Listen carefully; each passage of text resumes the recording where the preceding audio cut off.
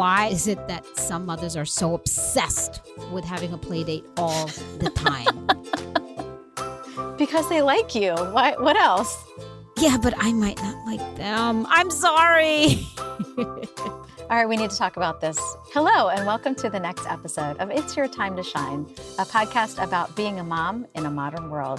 And today, we're going to force Lisa into talking about play dates. No. I was just telling you that offline. No. We're live now. It's part of the podcast now. Sorry, it's too late. Happy 2019, everyone. Happy New Year. Yes, I'm so excited about the new year, Lisa. But first, let's get to the bottom of the play date mayhem. I know it's been the holidays. You've been relaxing a lot. Things have been out of the routine. What's going on? Okay, I am not here to complain about any friends. Everyone's my friend. This person probably doesn't even listen to the podcast. She's a mom from Allie's school. I don't want to complain. We just started a new year. All I'm saying is that there are some moms out there who constantly want to play date, and God forbid that they are ever alone home with their family. All right, I'm done. There's no more. I like being home alone. You're like that too. Like, we have the next few days free, and I'm so excited to be home with Samir, with Allie. We're going to make cookies. We're going to watch movies. I like that. And the pressure of planning play dates is like, okay. I mean, if my kid likes your kid, that's different, you know? Oh my gosh. So neither one of you like these friends. This is terrible. Okay, first of all, this is the reason I love you, because you keep it real. And I think this is a great opportunity for us to talk about what you do when you have someone who likes to hang out with you a lot more than you're able to reciprocate. And I think it's a real issue. I think like I've had friends like that, that maybe like they don't know what to do with their child, and therefore it's nice to have that buffer. But also maybe they just want a friend. It's hard to make friends. It's probably both. Now I'm feeling bad. Thanks. I'm not trying to make you feel bad, but it's a new year. Maybe we should see what Lisa being nice is like for this year. Oh, no. It's overrated. No one wants to see nice Lisa. People want to know what it's like. Like, I'm just curious. Hey, Lisa, how long have we known each other? Oh, geez. 1996? 1996. I try to pretend like I'm thinking. I totally know when. We met like summer of 96. 96. Okay. So I feel like this is the year for me to meet nice Lisa. Then why do you do this podcast with me? You want nice Lisa? All right, fine. I'll say yes to every mom that ever asked me for a play date. Between that, work, documentary, I will not have time for this podcast. All right. Oh, no. Just kidding. Hey, guys. Don't take my dreams away from me. You know, it's like I had a friend years ago that used to tell me her husband did a lot of like humanitarian work in the community, a lot of like homeless feedings and helping people that are homeless, like get temporary housing and things like that. And she had her hands full with her kids, and super nice guy, like, you know, just very, very nice, like very nice couple, good kids and everything.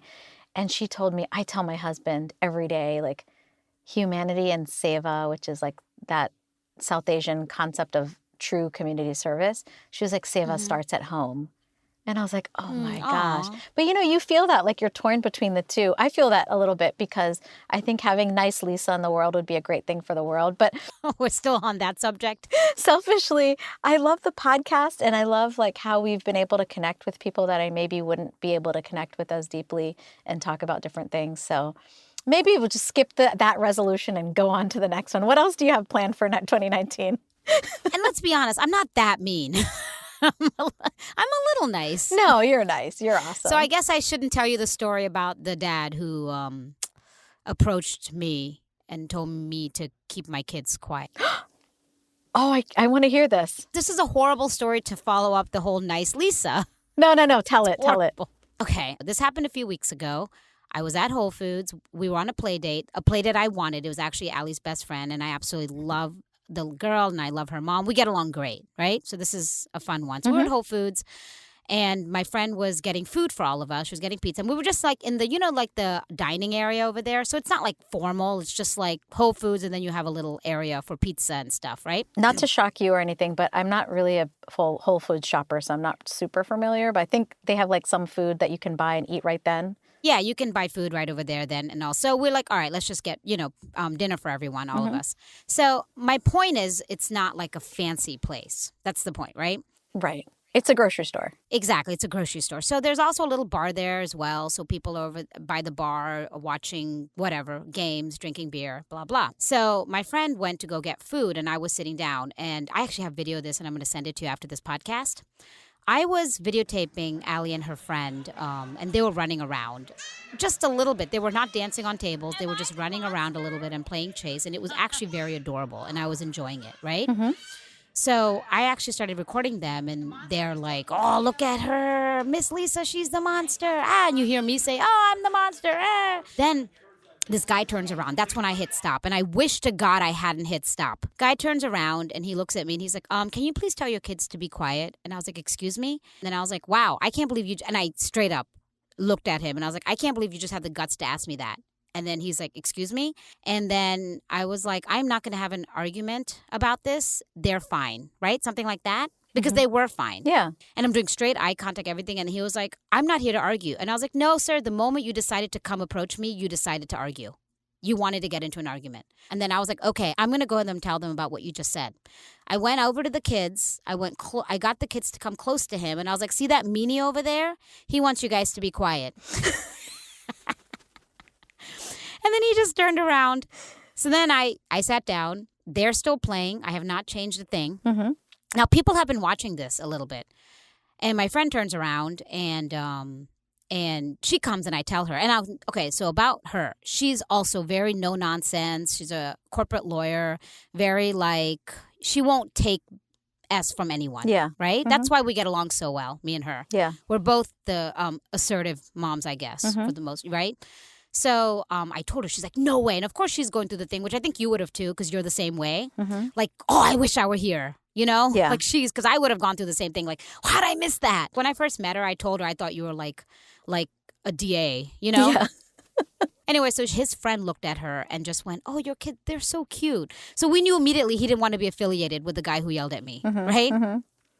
So anyway, we're just kind of discussing it, whatever. We got over it. Now we're talking about other things. Kids are still playing. Mm-hmm. At some point, this woman turned around with him, I'm guessing might have been his wife, and went, shh, to the kids. And I was like, whoa. I was like, what do we do? And then she's like, hold on. Let's just see what happens. I was like, I can't believe she just shushed our kids. Yeah. They continue playing. And then she did it again. Wow, she shushed someone else's kids. I've never witnessed that before. I never thought this could ever happen to me. So then after that, I very loudly said, oh my God, you guys are hilarious. And then the guy turns around. There is nothing funny about what these girls are doing. He screamed that out. I'm standing. My friend is sitting. He's standing. And then he looked right over at my friend, which I think at this point he's like, I'm not going to argue with this one. Mm-hmm. But little did he know, right, about her. And then he puts his hand around his mouth and goes, like this. I am telling you guys to keep your kids quiet. And then I'm like, sort of like the entire story is telling you right now, right? Yeah. He looks at my friend and then he's all like, you need to blah, blah, blah, keep them quiet. And then she's all like, why? Are they doing anything? Are they doing anything? Like she's just straight up like cross-examining him, right? Yeah. Like looking straight at him. Like, what are they doing? I'm sorry. Like, just back and forth. And then his friend came to hold him back. And she's like, hey, I'm not the one who needs restraining. Yeah, it was pretty funny. But I was starting to get a little frustrated. I mean, like, this is ridiculous. And I was like, all right, you need to just go buy him a beer, right? And then he's like, why don't you buy me a beer? I was like, this is now getting weird. Like, what? Wait, was this guy actually hitting on you and he was using the kids as a reason to talk to you? What's going on right now? I don't want to ever go to Whole Foods, by the way. I'm scared. Yeah, this is not a Whole Foods cafeteria endorsement at all. So, but here's the part of the story that I actually want to highlight. Okay. This one woman came up to us. She put her hand on my shoulder. Okay, the power of a touch, okay? Mm-hmm. You guys are doing great. You guys are doing nothing wrong. And then we turned around, everyone just looked at us and just like in favor, everyone there, you could see they were like looking in disgust that that guy would do that. Yeah. and I'm getting a little teary-eyed now because I went through my, a little bit of an adrenaline rush, right? Because of what happened. And now I'm like kind of soaking it in, like, what? And then I'm like, damn if you do, damn if you don't, right? If our kids were over here on their iPads and just like the entire time being zombies and not even talking to each other, someone would say something. And then now they're over there just having fun. They're literally having fun. They're using their imaginations. They're playing. Right. What's the problem? My friend is also, all of us are kind of talking about it. She was frustrated too. And then she was like, well, if you guys want, you can come over to our table. We have drinks over there, and you guys, just so you know, are amazing moms and you're doing a great job. Aw, really. That's so sweet. And that was the part. That's honestly kind of the bigger part of this whole story. Not about how mean I am, but about a stranger doing that. She took her hand, my friend's hand too. And that was just so nice that she did that because we needed that solidarity so badly. Like I could feel myself being off center and her coming, I suddenly felt like kind of more in sync again, and just how important that moment was. Oh, yeah. And that's like such a great reminder too of when you see something difficult out there, not to be silent. Oh, exactly. I was not going to apologize. If my child had done something wrong, she would have been the first one to apologize. Sure. I would have made sure she did. Yeah. But no, our kids were doing nothing wrong. And that was like the message of 2018, right? That like silence is not okay, that you have to speak up and let other people know that you're with them. And that solidarity thing. And now I want to go to Whole Foods. Because of her, right? So maybe it was an endorsement. Yeah. And also just to like the humanity of it, to say like, to see the person and not see the representation of like this guy who's angry and maybe feels entitled to like be able to drink his beer, have his wine and cheese in peace, versus two moms that are trying to have like a play date and their kids are playing. Like you said, not on an iPad, not on a device, not like telling our kids to be quiet and to shrink and to make themselves smaller, but just enjoy the world the way that they should enjoy the world.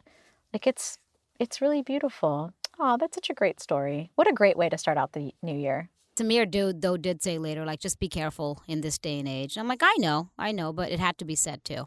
I don't want to be scared either. Oh, yeah. Oh, yeah. That's a good point. I forgot about that. Yeah, he's probably thinking about how so many people are unstable too. Yeah. But I think, what do you think? I mean, just thinking the top of your head, all the moms you know, how many would have just apologized for their kids? I think it might be 50-50, but I think I naturally gravitate to a lot of moms that are more outspoken and more assertive. That makes sense. Because that kind of aligns with my belief. But I was thinking, like, if I were in that situation, let's say I wasn't with a friend and I just had my kids. Like, I have 3 kids. When you have 3 kids, especially when they were the ages of, like, the age of Allie and her friend, they could be loud. 3 kids is like, they get loud, right? And I would maybe just leave because I wouldn't want to be there by myself and be in that situation. Yeah, there is that. Because I am one to speak up. I am one to be like, no, actually, I'm not going to do that. And then I might be like, hey, let's leave. And you kind of gauge it based on the situation, how you're feeling. I feel like you just know. If you have good judgment, it'll come. And you'll execute based on that. This wasn't the Ritz-Carlton, You're right. And I think also I tend to be a little more like Samir in certain situations, especially when I'm alone with the kids. And when the kids were much younger, where it was like, got to keep your eye on them, and they were so close in age too. It was almost, sometimes felt like I had triplets because they're so close. Well, yeah, they were 5. You had 3 under 5. Yeah. Right? Yep. There's a 4-year spread between them. So. Yeah. Jeez. Gosh. Even if I had a kid tomorrow. You'd be beating me. You'd be winning. You'd be winning in the sense of having so many so quickly, Well, I don't know if that's winning, but I feel grateful for it now. Okay, so what other resolutions do you have? What New Year's resolutions do you have? Oh, geez. What do I have? Well, I want to be even healthier. I feel like I've done pretty well this year with eating well, you know? But like just yesterday, I kind of like was experimenting with like dal, lentils, and trying to get more lentils and stuff in my diet with brown rice, switching from white to brown, things like that, yeah. Which I do. But like I'm trying to find creative ways. Like what can I do that tastes good, but I can do it fast so that I'm going to stick with it. That's kind of how I am. Otherwise, I won't stick with it. Like I was doing that moong stuff, when I sprouted the lentils, which worked, but I got tired of doing it weekly because it was like this big process. Yeah, I've never been able to, I still haven't been able to do that. The brown rice, white rice is really hard because Budum and my kids do not like brown rice. And I've tried it so many different ways. And every time they're like, can we just get white rice? And I'm like, oh, gosh. That's weird because yesterday I gave Allie brown rice for the first time yesterday with dal. With salmon, and she loved it. She ate it. But I put a lot of olive oil in it, so maybe that's why. Oh, okay. Yeah, that could be it. Maybe I should try that. I've tried quinoa. The kids will eat quinoa. Well, not my little one, but the others will eat quinoa. I've done like vegetables mixed in with quinoa, but the brown rice I can't get them to do. I think just in general, rice isn't very good for you. So I've just cut out rice in general, I've cut out all rices. I guess you're right. I mean, I guess I just love rice. Slowly but surely, one thing at a time. Yeah. So, I think it's all relative too. yeah, no, that's about it, really. I mean, I'm sitting here like, oh, I'm perfect. I don't need resolutions. But, like the first podcast I talked about how every day I always try to look at my day and what I did right and what I did wrong. And there's a lot of wrongs because I'm mean. But just continue doing that. So meaning that I look self-improving daily. That's funny that you say that because I've never been a fan of New Year's resolutions or any like traditional thinking, But for a few years, I used to have like resolutions like in June or July just to like say, hey, you don't have to wait till the new year to like start something. Yeah, that's a good idea. And then by the time the New Year's come, you can actually say, I did something since June. So you've done it. Right. It feels like an accomplishment. But one of the things I want to do this year that's just expanding, because just continuing to grow, is just like more self-care, more self-love, trying to really accept myself for who I am. And a lot of that has to do with like negative body image, which has been just difficult for so many years. And I finally feel like I'm able to accept myself a lot more. And so I want to expand on that a little bit. And that's kind of like, maybe was that too deep, too personal to reveal on a podcast? No, I think that's no, it's not. Oh my God, the stuff I've revealed, but really, the whole world knows I talk into a mirror every day. No. Okay, so I have to tell you about this trip we took in December to Kauai. Oh yes, Kauai. How was that? I went there thinking my husband booked this trip just for us to go alone, just the two of us to go alone. And it's in the middle of December and school's not out yet and work's crazy. And I was just kind of like, oh, okay, fine, I'll pack and we'll go. And I went there like all like nonchalant, And then I got there and it was the most beautiful place I've ever seen in my life. Oh my God, you guys stayed at the same hotel, right? Yes, and I completely fell in love with my husband. Oh, I love that. It was amazing. And I was able to love myself because I wore like sleeveless clothes and I like walked around in my bathing suit and I was totally fine. You're a hot tamale. I saw your pictures on Facebook.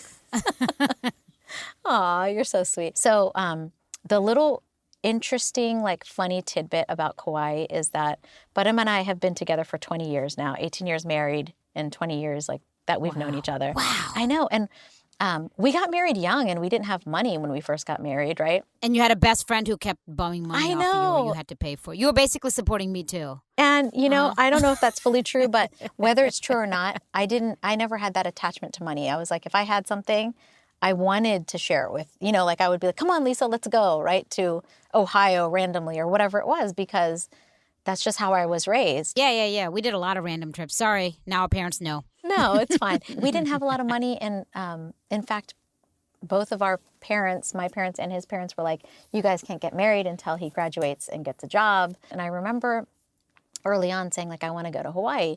And Budum, I think jokingly, was like, no, we're not going to Hawaii. It's too far. It's too expensive. We lived on the East Coast. And he was like, I'll take you other places that aren't a ripoff like Hawaii is. And Hawaii is really, really expensive. And so it became this joke for the longest time, for 20 years, like 18, 20 years, that he has taken me we've gone so many places together, Costa Rica, Cancun, Dominican Republic. We've been wonderful places, but never Hawaii. And then he booked this Hawaii trip because he found like a really affordable ticket and he was like, oh, let's go. And I was like, oh my gosh, I'm sitting on the plane. I'm like, I can't believe you're taking me to Hawaii. Like, what about our running joke? Now it's going to be over. And he was like rolling his eyes at me. Sometimes it's more fun to be. Yeah, I know exactly what you mean, though. It's just the excitement of the joke or the bit. I know. I was like, come on, And so So we got there and it was so beautiful. It was amazing. And for us to be there together in our chaotic lives and really like put our phones away and put our work away and really like connect and talk and Oh, just be silent. Like sometimes we were just like, we rented a Jeep and then we drove onto the beach. Like there's a place where there's a state park and you can drive onto the beach, and like we drove through the sand, and then we went to the ocean and we just sat there and we were silent for a little while. We weren't in a fight or anything. We were both just like so happy. oh my God, I can actually hear the waves as you're saying Yes. the story, as you're telling the story. It was so beautiful. And it was just a lot of fun. We did a lot of hiking, and you've been to Kauai and you gave us some great tips, but you probably know, like, there's something about the nature there that you like connect. I think you like whoever you're with, you like connect deeply with them, and you connect with like the ocean and the sun. And Yeah, I believe all that, definitely. you had warned me about the passing rainstorms. Yes, there are a bunch of rains, but then they go right away. Yeah, they go away, and we saw so many rainbows, and it was just so beautiful. And it really made me think about relationships a lot. And maybe we can talk about that in an upcoming podcast. And interesting, right? Because you went 20 years later and, you felt like obviously you're in love with Bun, but you felt like you fell in love with him all over again.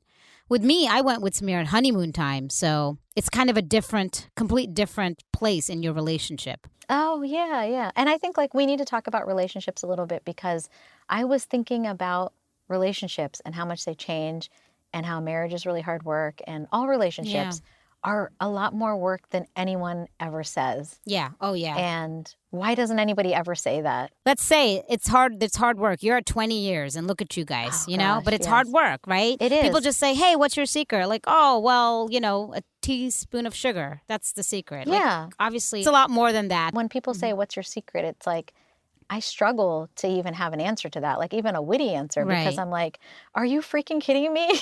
Yeah, I thought my teaspoon one was corny. No, the teaspoon one is good. For me, it would be like raw honey with a little bit of ginger and lemon. But point is, there is no perfect recipe. So No, there isn't. And people, humans, we're just messy. This guy at Whole Foods who, gosh, I wish I could have met him, just to ask him more questions. Next time you come, let's go to Whole Foods. Yes. And the guy who's drinking at Whole Foods, he's going to be there again. Like, we're going to see him. I know. There's a 99% chance he lives there. Yeah. So, yeah, that's kind of what it is. It's always hard getting back into the routine of, like, just in general, the holidays, it's like sleeping in and everyone chilling. And I love family time. Yes, me too. That's what I meant in the beginning. Family time is awesome. And it's nice when you have humans in your life that you want to spend time with. Yes. That's really a blessing. And then after all that, also getting that me time. Oh, yeah, totally. I totally agree. And I just had a massage this morning, so I've got nothing to complain about. Oh my God, I need one. I have an hour and a half before I have to pick Alyssa up. Oh, awesome. Bye-bye. That's fine. Okay, that's fine. I'll wrap up the podcast myself. How's that? All right, we want to hear from you. What are your resolutions for 2019? Tell us what you're going to do differently, and tell us what you're going to keep on doing too. And as always, thanks for listening.